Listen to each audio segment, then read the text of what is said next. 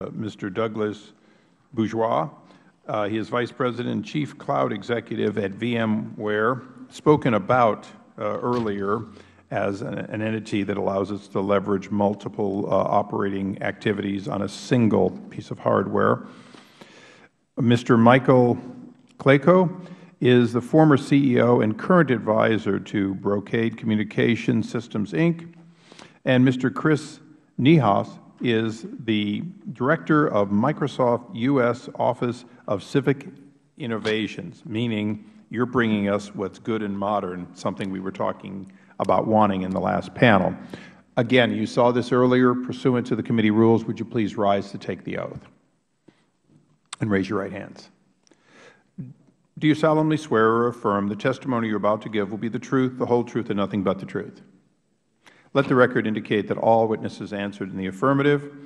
Again, as the previous panel, we'd ask you to please do your best to limit to 5 minutes, and we will do the same. Mr. Bourgeois. Thank you. Chairman Issa, Ranking Member Cummings, and members of the committee, thank you for this opportunity to discuss how the Federal Government can reform its information technology investment strategy. Technology has always evolved rapidly, and that rate has accelerated to a pace that we have never seen before. Unfortunately, the government's methods for the acquisition and utilization of IT have not evolved in a manner that keeps pace with this innovation. We believe that there are 3 fundamental challenges that should be addressed for the government to effectively leverage advancements in technology. These are complexity, expertise, and culture. The IT acquisition environment is too complex. Advances in technology such as virtualization and cloud computing have rapidly accelerated the delivery of IT resources and made organizations more agile. Technology resources that once would have taken weeks, if not months, to deploy can be carried out in a matter of minutes. By leveraging such dynamic capabilities, organizations are able to respond very rapidly to changing market conditions without making substantial capital investments in technology. But the IT acquisition process in the Federal Government still moves at glacial speed. In addition, these innovative technologies have turned a significant amount of IT products and services into commodities. The government should acquire these commodity technologies using performance-based contracting methods that address the long-standing tendency of the government to over-specify their requirements. Furthermore, the use of performance-based contracting methods, such as share and savings contracts, would also lower the risk of underperforming IT acquisitions and increase accountability for vendors. Another way to simplify IT acquisitions is to simplify the overall IT environment within which IT products and services operate. Thus, the Federal Government should continue with the efforts to consolidate and reduce the number of data centers government-wide. But the consolidation effort should not stop there. Other simplification tactics, such as virtualization of the networks and desktops, as well as the elimination of duplication of applications, would drive further savings across the government. The high degree of complexity in both the acquisition environment and the data centers throughout the government puts a tremendous strain on the workforce. In addition, studies have shown how the sheer volume of Federal acquisitions has grown in recent years. At the same time, the staffing level of acquisition professionals has not kept pace with the growth. Let me be clear in saying that while the growth itself is an issue, it is not the only issue. Existing efforts to increase the expertise of the IT acquisition workforce, such as the use of cadres and certification programs, should be expanded. The increased use of intern programs, perhaps in partnership with universities, and IT specializations should be established. However, the IT acquisition workforce isn't the only area where additional expertise is required. Certain technical resources within IT organizations should also be trained and certified to develop the necessary level of expertise in critical technologies. As we've heard in the testimony previous hearing, if the government staff that don't have the level of expertise as the contractors do, then there's going to be problems that occur as a result. The third and final area in need of change is the culture. The decentralized approach to IT acquisition across the government has created a culture that is detrimental to performance and efficiency. The highly distributed approach also makes it difficult to gather data for analysis and transparency. This overall culture needs to become more centralized with areas of IT specialization to improve efficiency. Acquisition centers need to become more services-based, with built-in incentives for performance and accountability. For example, IT acquisition centers should publish commitments to customers that clearly specify the timeliness and other performance criteria in advance. Contracting tools are also duplicated and inefficient. A collaborative tool should be developed to foster more efficient handling of complex acquisition materials, to track the responsiveness of program and acquisition professionals, and to increase transparency. But the acquisition culture isn't the only one that needs to change.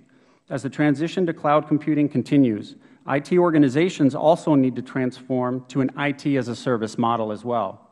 Government CIOs must be in position to effectively carry out their responsibilities as the role of the IT organization changes to be more of a broker of service options. For this reason, I strongly support strengthening the role and authority of agency-level CIOs to reflect the intent and requirements of the Clinger-Cohen Act. I also suggest that the structure of the IT budget needs to evolve to be more compatible with the industry trend away from capital investments and towards operating expenses. In closing, we commend the leadership of the current and previous Federal CIOs to set the right course for Federal Government. The journey to IT as a service has already begun through the consolidation of data centers and cloud-first policy. In order to continue making progress, the methods for the acquisition and management of IT resources needs to evolve. Specifically, changes need to be made to address the changes of complexity, expertise, and culture. We thank you for the opportunity to participate in this hearing today on this very important matter. Thank you. Mr. Clayco, I understand that you have a flight to catch. There'll be another one. Yeah, there'll be another one. There'll be another flight. This is too important. Thank you. I certainly appreciate it. You're recognized. Good afternoon. I too would like to thank you, Chairman Issa and Ranking Member Cummings, for this opportunity to present testimony in today's hearing for your great work you're doing to reduce waste in the federal information technology spending. I say this as a business leader and an American taxpayer. It is a privilege to be here, so I want to thank you for that. I've served as the CEO of Brocade Communication from 2005 until last week, where the company announced a new CEO. I announced my intention to resign as CEO in August of 2012, and I've been an employee and advisor to the company during this transition period. I've also had the opportunity to visit Washington, D.C. many times a year as the CEO of Brocade, as well as the former chairman of the Silicon Valley Leadership Group, which is an organization of 395 member companies representing Silicon Valley's largest companies. As the chairman of that group, collectively we employ 1.6 million Americans and have a market cap of about $2 trillion. So I'm honored to speak with you today, not just representing my company, but the people also in the Valley. I hope with my experience that I've had in the past since being in technology since 1975, I can share some of the things that have been of interest to us that should be of interest to you. I'd also like to share Brocade's experience with the way federal government acquires IT equipment and services. My perspective is that of the CEO chartered managing the growth of a company. Brocade is a true Silicon Valley startup. 4 guys, a keg of beer, and an idea, and a dog in 1995, and now $2+ billion. We compete on a world stage. I truly believe we're an American treasure because we face fierce competition everywhere we go and we win. We sell about $250 million a year annually of network technology to the federal government, and they're the backbone of the nation's critical infrastructure. Some of the challenges we see today were outlined, obviously, but when federal agencies rely on a single OEM or original equipment manufacturer for IT solutions like networking, server, storage technology, and the likes, it creates situations where the majority of the spending goes to supporting legacy environments. Those legacy environments and equipment operations and maintenance. This is wasteful, denies federal agencies the benefits that come from more competitive and innovative environments. One common practice that we've observed in federal IT procurement is the use of brand name or equivalent requirements. I want to be clear. There are many situations where you need to specify a particular product or brand. In those cases, sole source justification can be made when no other technology is available to meet the requirements. But I am not talking about those cases. Instead, I'll focus on the cases where federal procurement purchasing organizations use brand name requirements in requests for proposals, requests for quote, technical reference models. An example, devices listed by name and part number, example ABC Router 2000, to signal the type of technology being sought in the bid, and then it's followed by the phrase or equivalent. Brand name or equivalent requirements incorporates all the features and functions of a particular brand product. However, all these specific features and functions may not actually be needed by the agency to meet the mission, therefore putting the agency in a position for paying for features and functionality that are not necessary. Systems integrators see brand name or equivalent requirements, and they don't want to use non-ABC products in their bids. First, they're concerned that the technical committee will reject the proposal if the package does not include the specific ABC product, therefore eliminating them from the opportunity to secure a bid. They're also concerned with the extra time and effort needed on their part of the technical committee evaluation.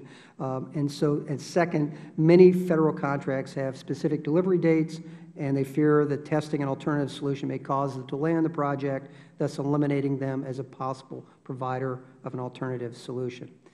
In the purchase of information technology, this creates a perception of bias and limits the technology that integrators and value-added resellers can provide and will provide.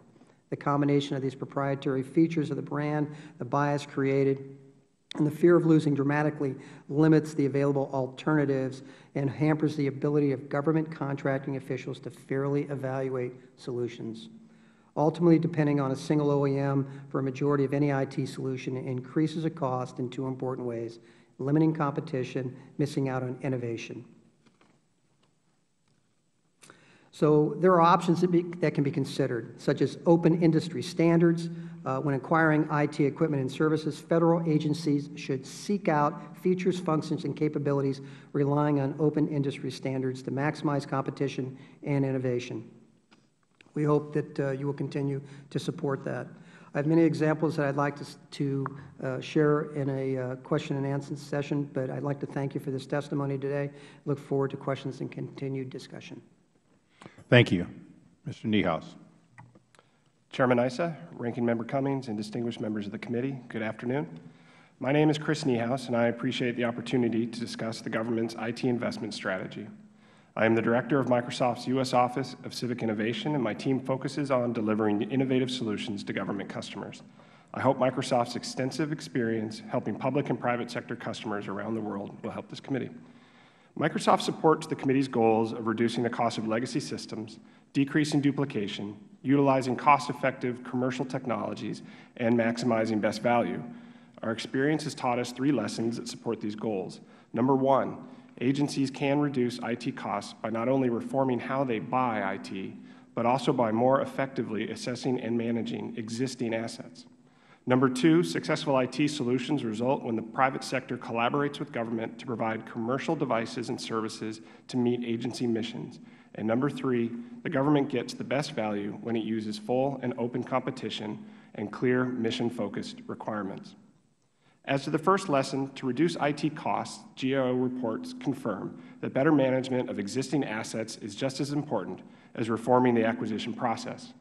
A great way to improve IT asset management is making the OMB recommended operational assessments and inventories mandatory for CIOs and requiring them to analyze existing assets, needs, and new technologies when starting major IT acquisitions. An instructive lesson from the private sector is that problems are best solved closest to the mission, which is the case would mean keeping reform efforts at the agency CIO level. We in industry can help with IT asset management. Gartner studies show that agencies can lower total cost of ownership up to $2,500 per year per desktop simply by better managing technologies they already own. They can further lower costs up to an additional 30% by using virtualization technologies to move certain applications and desktop functions like Microsoft Office to the cloud. Agency CIOs tell us that they favor the flexibility of cloud-based delivery because it helps them move their IT investments from rigid capital budgets to operating expenses. And industry can also help agencies consolidate resources where appropriate. For example, the Microsoft Joint Enterprise Licensing Agreement, or JALA, recently signed with the Army, Air Force, and DISA, addresses common needs of each licensee while still addressing unique DoD security requirements. As to the second lesson, agencies can buy more cost-effectively by making smarter use of commercial IT, which costs less and often performs better than custom IT. The key is close and early collaboration among agency CIOs, procurement officers, and industry, beginning when the government first starts developing requirements. so that it can better understand commercial market capabilities and avoid the familiar problem of drafting requirements behind closed doors and hoping that the market will deliver. As an example of strong collaboration, we are working with the Air Force to determine how Microsoft's Xbox Kinect, a motion-sensing game controller that costs about $110, can be used to serve as a rehabilitation tool for wounded warriors. Such creative and agile collaboration would be less possible if the government went back to centralized government-wide IT acquisition models. Similarly, it would make it harder for the government to get the best that the commercial marketplace has to offer by adopting new acquisition structures focused on so-called commodity IT. In my experience, the term commodity IT is not used in the commercial market. Not even something as ubiquitous as email is treated as a commodity. The recent GSA Email as a Service Blanket Purchase Agreements, or BPAs, distinguish 7 different types of cloud email, depending on security and other requirements. Moreover, unlike pencils, paper, and other true commodities, agency missions and information technologies never stop evolving. And as to the third lesson, best value means more than simply lowest initial cost. Rather, agency CIOs should be required to make best value determinations in a technology-neutral fashion, avoiding preferences for any particular license model and using a set of core factors including total cost of ownership, security, privacy, accessibility, record integrity, data portability, and openness of standards. Agency CIOs should also be empowered to prioritize among these factors based upon the mission being supported. When agencies are clear about which factors will be prioritized and what requirements must be met, industry can and must be equally transparent about how our devices and services satisfy the government's requirements. In conclusion, Microsoft looks forward to working with Congress in this critically important area. Together, I am confident we can provide IT solutions that will maximize best value and decrease total cost of IT ownership across agencies. I thank you and look forward to answering your questions. Thank you. I'll recognize myself. Mr. Nios, your statement I got a little confused on, so let me see if we can straighten it out. I understand that government always starts off asking for COTS when they're told to, and then distorts and mangles it to where no one would recognize it as commercial off the shelf. Is that what you're sort of saying? Mr. Chairman, we fully embrace and support the term COTS, commercial off-the-shelf software. But I guess my question is, are you saying there's no such thing as COTS because there shouldn't be, or there's no such thing as COTS because particularly DOD, as an example, is used to abusing the process of starting with COTS and then demanding changes that make it unique, such that in your opening statement, you even mentioned that DOD, when using highly commercial software, had to deconflict within DOD with different security requirements? Mr. Chairman, the term COTS we fully support in industry. The term commodity IT we do not see as an interchangeable definition for COTS. We believe that that term is, we do not see that in the private sector today. Okay, but let me follow up, because this is really the essence of what you said, and then I want to get to the other witnesses. Email is a commodity, isn't it? I don't believe that, Mr. Chairman. I believe email, for example, under the GSA BPA, there were 7 different lots awarded for that based off of different requirements. And there were very few vendors that were able to satisfy all of those lots under that agreement. A true commodity would be able to support all of them equally. I think what makes me snicker just a little bit is in the private sector, to the business world. And one time a few years ago, I was over in the committee next door, and I dispassionately implied that Lotus Notes didn't exist anymore, and I was quickly told that the White House was still using it, basically, and spending a lot of money on it. And IBM made it very clear that they still had a thriving business in legacy software because some lawyers hadn't given up on it, and therefore we were spending millions to maintain it. Let's go back again. At any given time, things like email, Microsoft being a market leader in it, Google obviously having a market share, and a few others. In the private sector, to the gentleman sitting next to you, if I asked him if that was a commodity in his business, would he say yes or no? The question is directed to me. I'm asking you. I'll get to Mr. Krako. I would say that by definition it is not a commodity. I'm not trying to mistreat you, but I want to represent the time.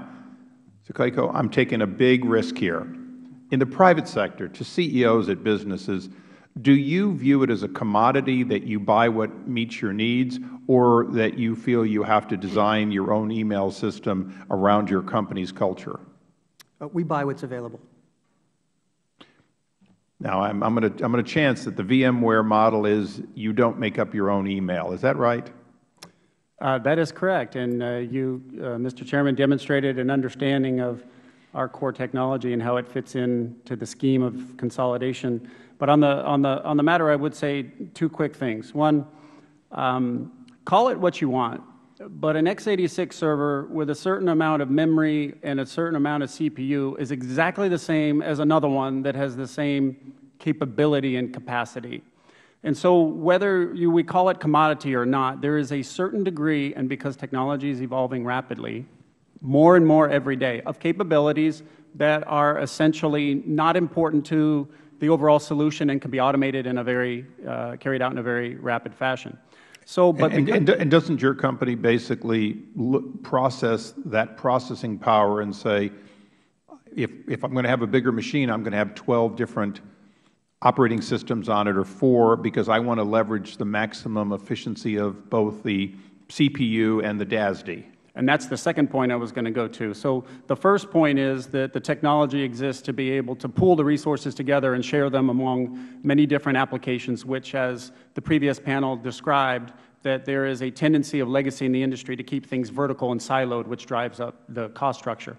But and the second shift is away from an operating system-centric approach to applications and solutions, to a more cloud or virtual data center-centric approach, and that in itself lends itself to an increasing uniformity of the solution so that the overall underlying components don't matter as much. And Mr. Niehaus, I just want you to understand, I'm not disagreeing with you that government finds a way to make nothing COTS and nothing commercial. But when the GSA went out for emails, every email system that they found acceptable happened to be commercial off the shelf. So correct, the commodities were, in fact, different flavors of branded product. Correct. I want to be clear, Mr. Chairman, that I'm not disputing commercial off-the-shelf software is valuable and ideal for government. The term commodity is not a phrase that I experience in the private sector. And so without more clear definition, and if commodity means commercial off-the-shelf software, then that's certainly a discussion we should have. I appreciate that. And if I could have an additional minute. Sure. Mr. Clayco, I want to follow up with you and final. I'm very sensitive to the fact that before I came here, I had the honor of serving as chairman of the Consumer Electronics Association, and I was on the board of EIA. Should the government make a concerted effort to reach out to standards organizations and leverage them instead of saying, I want a D-Link 24-port switch or equivalent? Is that really where we need to get out of this lazy tendency to say this would work or equivalent, and say what is the standard, and can we leverage organizations in which maybe all these companies belong to have a common statement? I think it would go a long way with simplifying the procurement process, the deployment process, the manageability. If you deploy to open standards, you can take advantage of the innovation as it comes along over time. I've heard lots of facts and figures today, and as a taxpayer, I have to be honest, my hands were sweating. Some of the statements were appalling. I'll just go on record. And we know that these are issues. We ought to try to address them. It will come back. Open standards will not fix all of them, but it goes a long way because you put a baseline, and it actually encourages competition and innovation. Competition and innovation, as you know, encourages better price performance. Thank you. And I now recognize the ranking member, and thank you for your indulgence. Oh, no problem. You all heard the testimony earlier with regard to personnel in government, people being sophisticated, that kind of thing, problems that you heard about earlier in the second panel. I'm just wondering, did you have any comments on those, such as it seems to be You know, I sat here and I said to myself, it sounds like it's too big to be successful. And I'm just curious, do you have any comments? That is our whole government IT situation. Any comments? I'll take a swing at it. Yeah, take a swing. Yeah, it's a pretty big question, pretty broad. I think you have to continue to invest in people. At the end of the day, there are various aspects of technology deployment. I'm a very big believer in people. I think there's a myth that all the private sector gets all the smart people and everything. I think that's a myth. The fact of the matter, I think there's equally number of smart, intelligent, as well as highly trained people in the government. I compete very rigorously for people in the technology world. In Silicon Valley, it's vicious. It got to a certain point where I couldn't find enough people. So what I ended up doing, I created my own university where I had to get people in and I had to train them because you can't continue to steal from each other, so you have to go ahead and change that formula. I think we can do that in the government also. I think the quality of the people are fine. The people that want to be here are here. The issue is you just have to give them the tools and you have to retool them like any other. You don't drive a car 100,000 miles without changing the oil a few times and putting a few other maintenance items in. I think that's no different than the people. Thank you. Obviously, you heard in my opening statement that I believe that a continued investment in people, both on the acquisition side and in the IT side, is an absolute necessity. But make no mistake, as you point out, the problem is larger than the people. The culture needs to evolve as well, and that includes the culture in the programs that tend to have a lot of IT money that is made, in many cases, outside of the purview of the CIO, and then the culture in the CIO organization themselves, in particular with how the organization is empowered to carry out the full IT mission and responsibilities of the agency. So your point is well taken, but if the culture can evolve and the additional investment in the training of the workforce continues, and some other techniques which I consider under the culture of modularization, as we heard Mr. Van Roekel testify, and much smaller deliverables happening much faster but working in succession towards an overall goal, which, by the way, is a mission goal, not an IT goal, then I do believe that the problem can be, there can be success in spite of the challenge. You can imagine when taxpayers hear the kind of figures we've heard here today and to hear the failures, they got to get upset. And then what happens is that they then say, government can't do things right. And some kind of way we have to right side, we got to figure out ways to make sure. That's why I was asking panel earlier about when you get people who are doing things the right way, how do you encourage that, and how do you spread it around, because people have to have faith in their government, and that's so important. And when you hear these kind of figures like Mr. Duncan was saying, it gets to be, I'm sure for some, very discouraging. That's why I was wondering if this thing so big that we can't control it. Yes, sir. The prior witnesses really hit on a point that resonates with my experience across public sector and even in private sector, that an empowered CIO that is given a clear swim lane, set of responsibilities, authority, and accountability can make great things happen. The examples that were cited about the VA, for example, we recently renewed a very ambitious and creative agreement with them and have won the opportunity to take them to the cloud for their email. That was done by an empowered CIO. Also, we commend when CIOs across agencies like the Army and the Air Force and DISA can come together and agree on shared requirements and have the authority to make those decisions. They can do great things. Were you all surprised when Mr. Pautner said that he asked for operations that were functioning properly, 7 agencies, and I think he said 3 of them, couldn't name any? Did that surprise any of you all? Hello? I would say I don't know what the metrics are, and so I think part of that comes back. Whatever there's probably an expectation that comes back. I believe if you can't manage anything if you don't have metrics associated with it. So I don't know what the metrics they were going into, because I can actually hear the same people say they're perfect. Right. So it depends on what the metrics they're looking at. So your university, I assume you invest quite a bit in that university. Huh? We invest in. And what does university mean? We teach kids what they don't learn in college. They get book smart in college, but they don't understand business and how to get things done. And we tell them, let me make sure you understand one thing when you come to work. You're entitled to nothing. You compete. And so it's a life lesson, and that's what this is about. And so we put them through a short quarterly program, and then we have a mentor actually take them through how do you operate and get things done. So there's a lot of other people that are doing it very effectively. Ours is one that we need to do to instill change in our culture. How many employees do you have? We have about 5,000 employees. Thank you. Thank you. And with that, we recognize the gentleman from Virginia, Mr. Connolly. Thank you, Mr. Chairman. I'm sorry, if you wouldn't mind the other gentleman. Of course not. I'd be I honored. apologize. You snuck up on me, John. We recognize the gentleman from Florida, Mr. Micah. Thank you. And we'll get to Mr. Connolly just a second. Only too happy to have you go first, Mr. Micah. Thank you. Thank you. We heard the OMB CIO say that he didn't see any impediments as far as law. Are any of you aware of any changes that we need to make in the law that would help us in this whole process? Anything? I don't know if I would specifically say there are changes in the law, and I'm definitely not an expert on the laws themselves.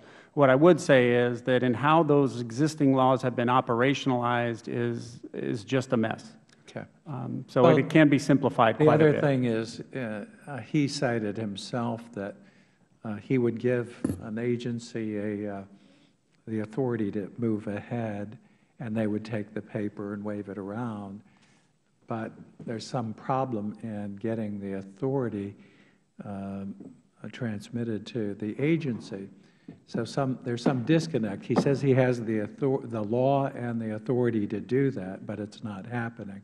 So that's some of what you're referring to?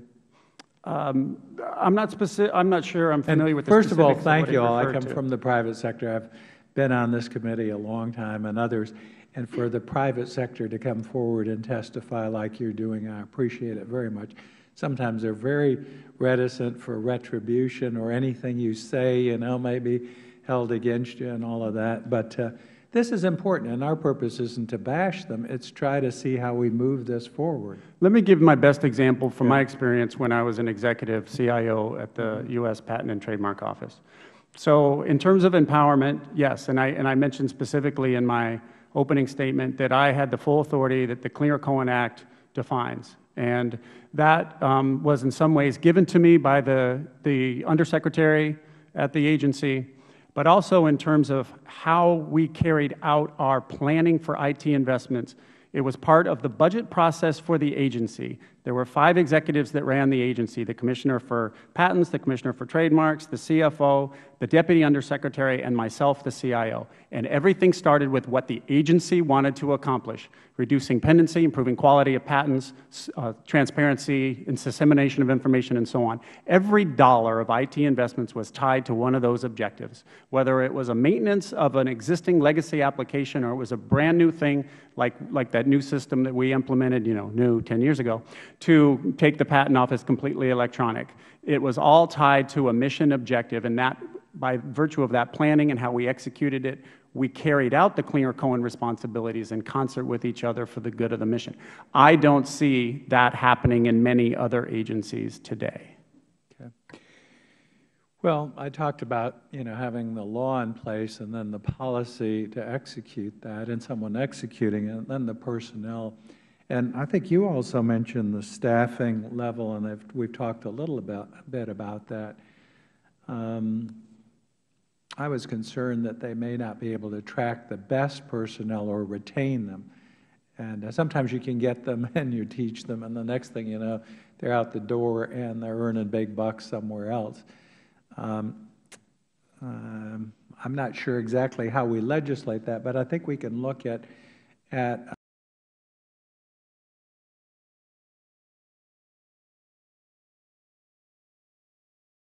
And from my experience as a CIO, there are existing tools that can be used to address this challenge of expertise and attracting and retaining the right workforce. But also, make no mistake, it's a moving target. So as things in technology evolves now, those systems and capabilities that are in place today have to evolve with it.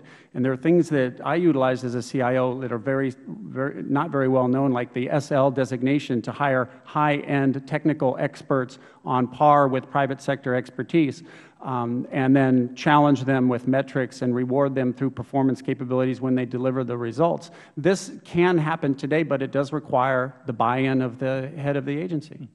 There are lots of specifics, and I don't have much time, but I was fascinated by your sort of quick analysis of the consolidation of the data centers. They're trying to consolidate 1,200 out of 3,000. What do you think what the real number could be and what we could achieve there? Just one little example.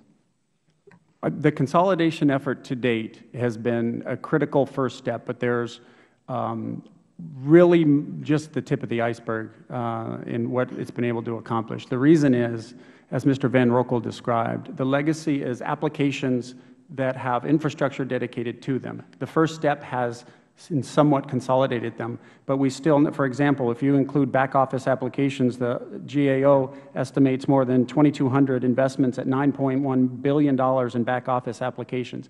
There's no question that there's billions of dollars of potential through consolidation of those applications. I loved your phrase. I'll conclude with elimination of duplication of applications.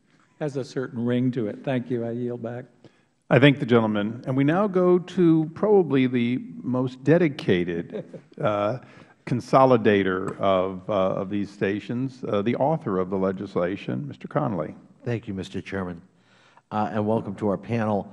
You know, picking up on the concern Mr. Mica and others, and the Chairman have mentioned about personnel. Mr. Klico, you've been a CEO. And I served 20 years in the private sector in federal contracting and IT. Might it be a fair statement that the way we're treating federal employees is going to make it more difficult moving forward to recruit and retain, especially highly skilled sets, freezing salaries for 3 years, rating their benefits to help finance other unrelated things, public disparagement of their public service and their worth? Is that how you would manage your workforce? No. I mean, you have to go ahead and create a culture that you want people to come to work every day. And there's a lot of other ways to go ahead and do that. And so I think you have to create a culture in the government that people want to come to work, make a difference, and then put performance metrics in place that go ahead and they get rewarded for their performance. Thank you. And Mr. Bourgeois, I saw you shaking your head. I assume as a former federal employee, a CIO, you concur with Mr. Klico? I will be very brief. I absolutely concur with that. You want to create an environment that folks want to come to work every day, and the scenario that you described that is happening doesn't exactly do that. I agree. Mr. Niehaus, you talked about best value. Could you explain a little bit more? When you talk about best value, what are you referring to? The main concept from our perspective is the total cost of ownership. This is an industry accepted. I mentioned Gartner, for example, as one of the main reference points. There's in industry for a lot of years, there was a focus on just lowering acquisition price. I think I heard it earlier today where throwing more IT made things more productive, more better. And there wasn't enough looking backwards on how are we managing the legacy systems that we're building and how are we monitoring their success. And so the concept now is really focused on looking at total cost of ownership and holding CIOs accountable for delivering on that total cost of ownership, measuring it so it's not just acquisition, but it's how much does that system cost to maintain. And what is the roadmap for that system after it's 5 years old, 3 years old? Can you move it to the cloud? Is it open data systems, et cetera? And that's my next question to you. You've anticipated it. Why is it that often maintaining a system costs more than the original acquisition? Because the way that requirements were built may not have been in as much collaboration with the private sector around best standards, open standards, commercial off-the-shelf software. What can the industry that's building the software do and deliver on a long term that all of industry accepts? And when you have that, then there's inherently a roadmap that allows you to start planning towards the future. Mr. Van Rokel talked about the depreciation of assets and how that in the private sector is something that you plan towards so that you can use your P&L to actually unlock investments for modernization instead of using it as a defense of existing spending. Mm-hmm. And the Chairman's talked about some very antique systems. Absolutely. Legacy systems. The Chairman and I are working together, along with the Ranking Member, Mr. Cummings, on some legislation, and one of the things we're working toward is empowering CIOs. Would you and your colleagues at Microsoft welcome that as obviously a vendor and provider to the government? I mean, presuming that we consolidate 243, which is way too many, but what's left, what kind of empowerment ought they to have from your point of view? From our perspective, the most successful projects are the ones that are closest to the mission and mission focus, and that means also the CIO that is empowered closest to the mission. As Congressman Davis stated, I don't know if we know that a certain number is too many or too little per agency. It's about the right swim lanes and the accountability so that you can measure the success of that CIO. Missions that the DoD performs are myriad. The U.S. Department of Agriculture has food inspectors and various others. It's not necessarily right to think that one CIO would be able to have expertise in designing mission systems for each one of those. So the goal would be to know that you're working with an accountable and empowered CIO, focused and close to that mission to make them successful. Final word, Mr. Bourgeois. I want to give you an opportunity to expand. When you were at Patent and Trade, you gave us an example that worked, and you said, and that's how we got to Klinger-Cohen. But then you said, but I don't know many other examples of that in the Federal family. Could you elaborate on that? Why not? What were the unique attributes of Patent and Trade that apparently weren't transferable to other agencies? I'm glad you couched the question that way, because it does give me the opportunity to point out that in one way it was, full authority over the IT budget, and that was all IT expenditures across the agency. And that included the business applications used by all of the examiners and all the other staff. Most CIOs in the Federal government are called CIOs, but they're really chiefs of infrastructure, because the business applications are funded and implemented, managed, by some program somewhere else. So that is a key capability. Also, the full authority and responsibility of hiring and firing and incentivizing and managing all of the IT people and IT classifications throughout the entire agency. So there were these other control factors in place through HR, through contracting, and other means throughout the office, that if things were happening in the rogue IT organization and the business units, they would come back to me as the CIO, and I could go talk to my peer, we could correct it and get it back on track. Thank the Chair. Thank you. I'd like to do just one short additional round. Mr. Clayco, since you're the only person that currently is not working for a company, I'm going to take advantage of your temporary lack of conflict, potentially. Although pride is the greatest conflict sometimes in an answer, but in your years of selling products and services, didn't you try to decommoditize what you sold? Well, the buyer tried to commoditize. Today, you've, in a sense, told us in your opening statement that, in fact, the worst thing to do is to buy into the decommoditization. In other words, when I ask for a Cisco router or equivalent, or a D-Link router, or whichever brand, I'm buying into somebody's decommoditization by definition. Isn't that pretty much what you said? As a vendor?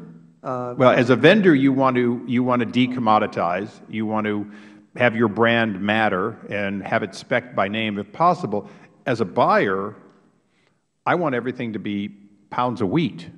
I want everything to be as commoditized as possible. Isn't that essentially the relationship that is optimally the first thing that each of you is working toward?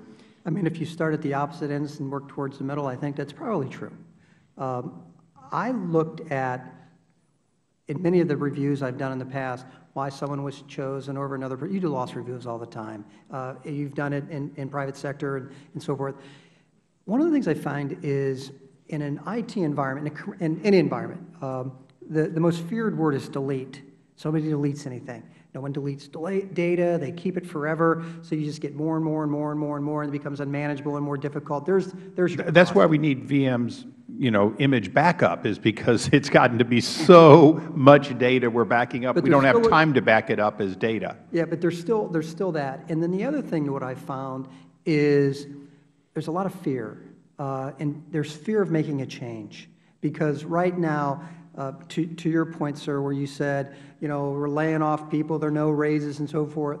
So why do I want to put myself on the edge to make a recommendation to make a change if all of a sudden it doesn't work and it fails, so I become the guy they shoot? So there's no incentive. We have the exact opposite incentive program that should be in place. So we're starting at different points, but it's going to be, but the membrane to get together, I'm not sure we can if we can never align on that.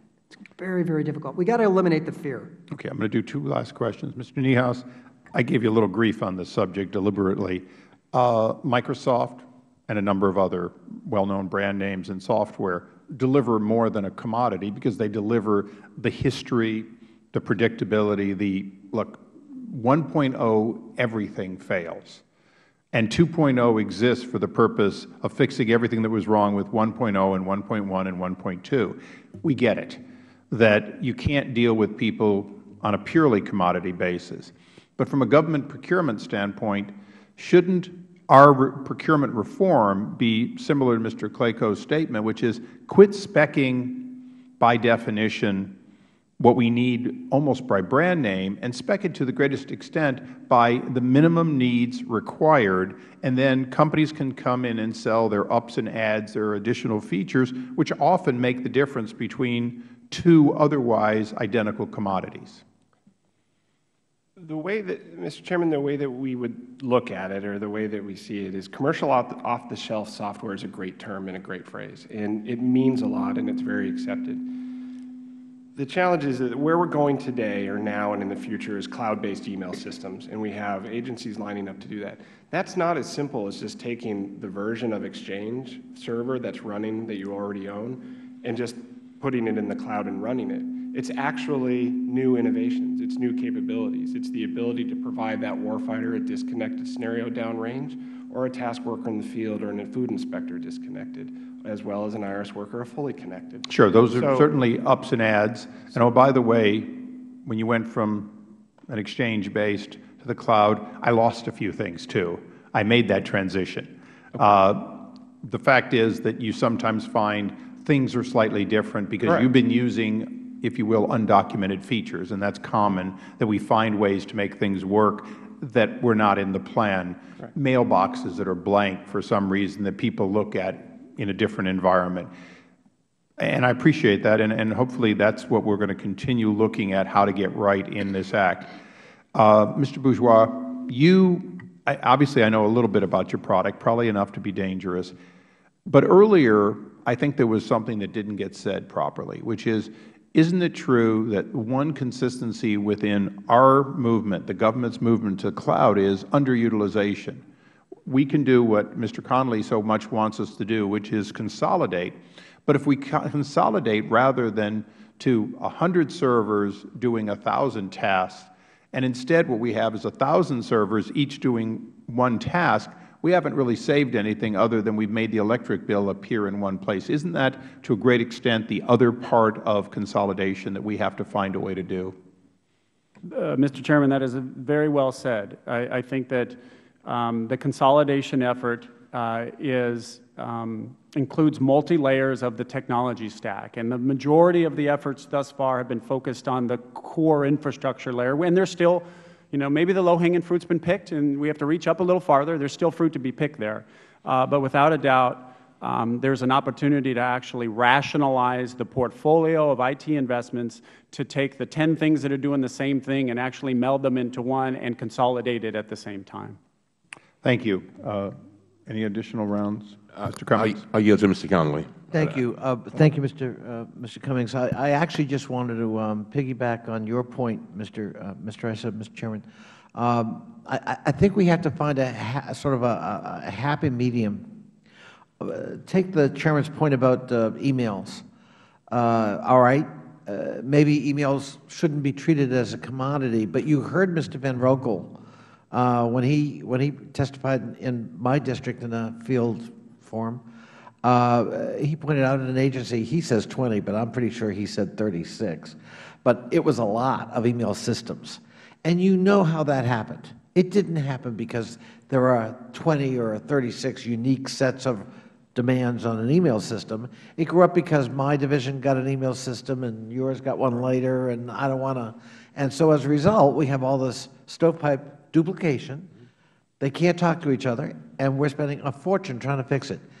Mr. Van Rokel pointed out he finally got one in place. Now, maybe that's too few. But so I just think that to the Chairman's point, while we don't want to have a mentality that says, no, one size has to fit all, God, is that a problem in government?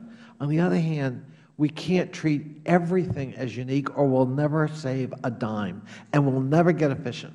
Congressman, I completely agree with that. And a perfect example, and I don't know if Mr. Van Rokel was referring to this customer, but the USDA, for example, had that numerous 20-plus email systems. It was Microsoft that consolidated those into the cloud. So it's not that we're against this by any means. The focus that we look at is making sure that we're continuing to meet the mission of government as it evolves. If the decision had been pick one of these, label it a commodity and everyone standardized on it, there wouldn't have even been a conversation about, well, what can the cloud offer? Can the cloud actually offer you a better value, a faster return on your IT investment, a lower total cost of ownership over time? I think that's where we bring up the concern about the term commodity, because we don't see it in the private sector, but we do see commercial off-the-shelf software in the private sector.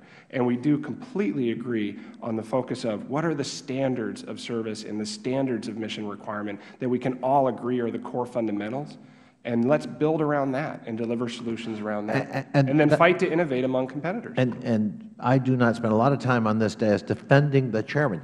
But in this case, I think there's been some overreaction to some of the draft language, and I don't think there's that much daylight, frankly, between how you just articulated it and how the Chairman or I would articulate it. I think that's certainly a welcome conversation and discussion for us to continue to support and have, absolutely.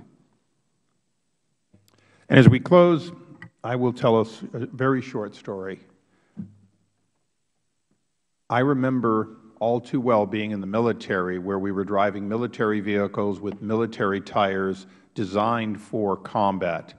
And somebody somewhere at DOD back in the 70s got the bright idea that they ought to buy a whole bunch of pickup trucks, standard, I believe they're mostly Dodge pickup trucks, and paint them green and use those to run back and forth on streets, on regular roads, to go pick up parts. It was an innovative idea. It saved countless millions of dollars and, quite frankly, some lives, because military combat vehicles on slippery roads, on hard surfaces, do not perform nearly as well.